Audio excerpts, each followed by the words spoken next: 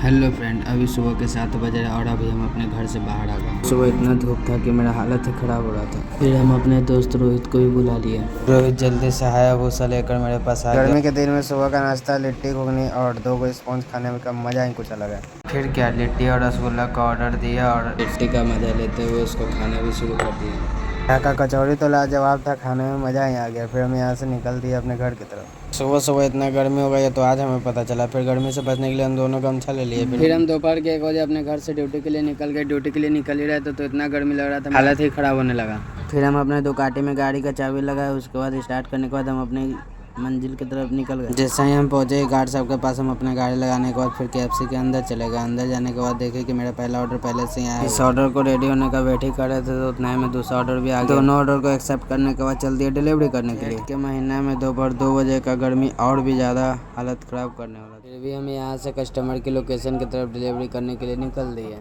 फिर boring road चौराहे से हड़ताली मोड़ अंडरग्राउंड होते हुए कस्टमर की लोकेशन पर पहुँच ही गए। हम कस्टमर का वेट ही कर रहे थे तो उतना में कस्टमर भी आ गया और कस्टमर को डिलीवरी करने के बाद फिर दूसरा ऑर्डर डिलीवरी करने के लिए निकल गए। फिर इतनी गर्मी की वजह से हम जूस पीने के लिए पंचमुखी मंदिर के सामने जूस की दुकान पे चले गए। फिर मैंगो शेक का रेट था 20 रुपये और 20 रुपये का टोकन लेने के बाद फिर हम मैंगो शेक ले लिए। इतने गर्मी में जूस पीने का मजा ही कुछ अलग है। जूस पी लिए, उसके बाद हम यहाँ से निकल दिए फिर कस्टमर को डिलीवरी देने के लिए कस्टमर के लोकेशन पे पहुंचने के बाद कस्टमर का वेट ही कर रहे थे तो कस्टमर आ गए। फिर ये भी डिलीवरी देने के बाद हम निकल दिए। डिलीवरी के बाद मेरा ब्लॉग यहाँ पे खत्म होता है। आपको अच्छा लगे तो like comment subscribe and support.